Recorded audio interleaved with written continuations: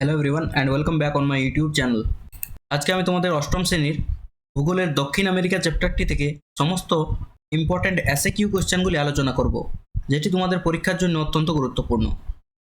কিন্তু ভিডিও শুরু করার আগে তোমরা যদি এই চ্যানেলে নতুন হয়ে থাকো তাহলে ভিডিওটি লাইক করে অবশ্যই তোমাদের বন্ধুদের মধ্যে শেয়ার করে দেবে, যাতে তারাও এই ধরনের ভিডিও দেখতে পারে। আর এই ধরনের নতুন নতুন ভিডিও প্রত্যেক দিন দেখার জন্য তোমরা এই চ্যানেলটি সাবস্ক্রাইব করতে পারো। চলো ভিডিওটা শুরু করা যাক। এই চ্যাপ্টার থেকে প্রথম প্রশ্ন হচ্ছে, দক্ষিণ আমেরিকা মহাদেশের আয়তন কত? দক্ষিণ আমেরিকা মহাদেশের আয়তন হচ্ছে 17.8 মিলিয়ন বর্গ কিলোমিটার। নেক্সট, দক্ষিণ আমেরিকা মহাদেশের আকৃতি কেমন?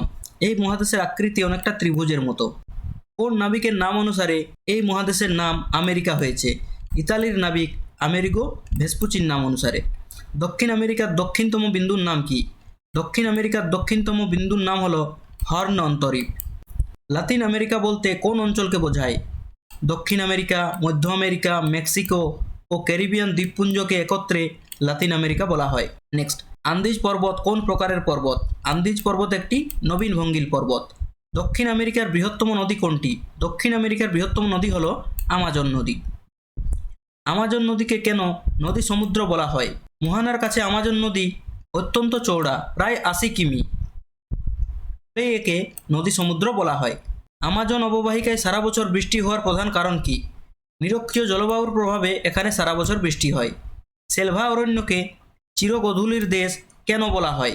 অরণ্যের চাঁদোয়া বা ক্যানোপি ভেদ করে সূর্যালোক মাটিতে পৌঁছতে পারে না বলে দিনের বেলাতেও সেখানে অন্ধকার থাকে, তাই একে চিরগধূলির দেশ বলা হয়। লিয়ানাস কি? সেলভা অরণ্যের বড় বড় গাছগুলোকে জড়িয়ে থাকা দীর্ঘ কাস্টল লতাকে লিয়ানাস বলা হয়। আমাজন নদীর মোহনায় বদ্বীপ সৃষ্টি হয়নি কেন? নদীর প্রবল জলস্রোত এবং শক্তিশালী সমুদ্র স্রোতের কারণে পলি থিতিয়ে পড়ার সুযোগ পায় না, তাই আমাজন নদীর মোহনায় বদ্বীপ গড়ে ওঠেনি। নেক্সট, পিরান্নাহা কি? পিরান্নাহা আমাজন নদীর এক প্রকারের তীক্ষ্ণ দাঁত বিশিষ্ট হিংস্র মাংসাশী মাছ। গ্রান চাকো শব্দের অর্থ কি? গ্রান চাকো শব্দের অর্থ হলো বিশাল শিকার ভূমি। কম্পাস অঞ্চলে কোন ধরনের মৃত্তিকা দেখা যায়? এই অঞ্চলে উর্বর পলিমৃত্তিকা ও লোইস মৃত্তিকা দেখা যায়।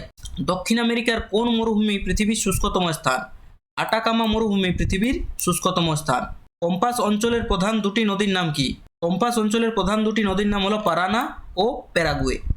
লা প্লাটা নদী কোন নদীর মিলিত প্রবাহ? পারানা, প্যারাগুয়ে ও উরুগুয়ে নদীর মিলিত প্রবাহ হচ্ছে লা প্লাটা। দক্ষিণ আমেরিকার কোন শহর দুগ্ধ শিল্পের জন্য বিখ্যাত? আর্জেন্টিনার কর্ডোবা শহর। এস্টেনসিয়া কি? কম্পাস অঞ্চলে বিশাল বিশাল পশু খামারগুলোকে এস্টেনসিয়া বলে।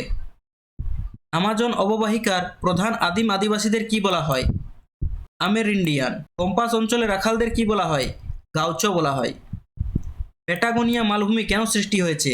আন্দিজ পর্বতের বৃষ্টির ছায়া অঞ্চলে অবস্থিত হওয়ায় এটি সৃষ্টি হয়েছে। হাম্বোল্ট স্রোত দক্ষিণ আমেরিকার কোন দিক থেকে কোন দিকে প্রবাহিত হয়? দক্ষিণ আমেরিকার পশ্চিম উপকূল দিয়ে প্রবাহিত হয় এবং হাম্বোল্ট স্রোত হচ্ছে একটি ঠান্ডা স্রোত। ব্রাজিলের রাজধানীর নাম কি? ব্রাজিলের রাজধানীর নাম হচ্ছে ব্রাজিলিয়া। পেরুর রাজধানীর নাম কি? পেরুর রাজধানীর নাম লিমা। কম্পাস অঞ্চল খনিজ সম্পদে কেমন? কম্পাস অঞ্চল খনিজ সম্পদে অত্যন্ত দরিদ্র।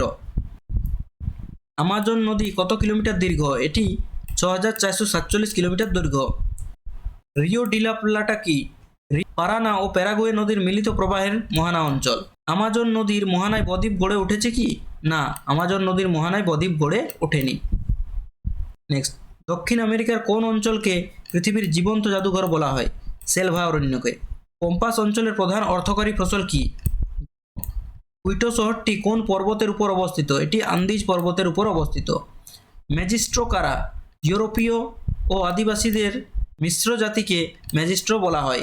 চিলি কোন খনিজ উত্তোলনে পৃথিবীতে প্রথম? তামা উত্তোলনে চিলি পৃথিবীতে প্রথম। আলফা আলফা কি? কম্পাস অঞ্চলের এক প্রকার পুষ্টিকর ঘাস যা পশুখাদ্য হিসেবে ব্যবহৃত হয়। দক্ষিণ আমেরিকার উচ্চতম জলপ্রপাতটির উচ্চতা কত? প্রায় 979 মিটার। আমাজন নদীর মোহানা কোন মহাসাগরে? উত্তর আটলান্টিক মহাসাগরে। কম্পাস অঞ্চলের আকৃতি কেমন? অনেকটা আধা চাঁদের মতো। দক্ষিণ আমেরিকার পশ্চিম উপকূলে কোন সমুদ্র স্রোত প্রবাহিত হয়? শীতল পেরু বা হাম্বোল্ট স্রোত প্রবাহিত হয়। এই ছিল এই চ্যাপ্টার থেকে সমস্ত ইম্পর্টেন্ট এসএকিউ কোশ্চেন। তোমরা যদি এই চ্যাপ্টারটি থেকে সমস্ত নোটস ডাউনলোড করতে চাও তাহলে তোমরা আমাদের ওয়েবসাইট www.gyaniralo.com এ ভিজিট করতে পারো। এখানে তোমরা এটির পিডিএফ পেয়ে যাবে। এবং সেখান থেকে তোমরা এটি সহজেই ডাউনলোড করতে পারবে। এছাড়াও তোমরা আমাদের হোয়াটসঅ্যাপ গ্রুপ, ফেসবুক পেজ এবং টেলিগ্রাম চ্যানেলেও এই পিডিএফটি পেয়ে যাবে। তোমরা এগুলিও অবশ্যই জয়েন করে নেবে এবং এই সবগুলির লিঙ্ক তোমরা ভিডিওর নিচে ডেসক্রিপশনে পেয়ে যাবে। এছাড়াও তোমরা আমাদের ওয়েবসাইটে ভিজিট করে মক টেস্ট, সাজেশন এবং অন্যান্য সাবজেক্টগুলির নোটসও দেখতে পাবে। আশা করি ভিডিওটি তোমাদের ভালো লেগেছে। See you in my next video. Till then, thank you for watching.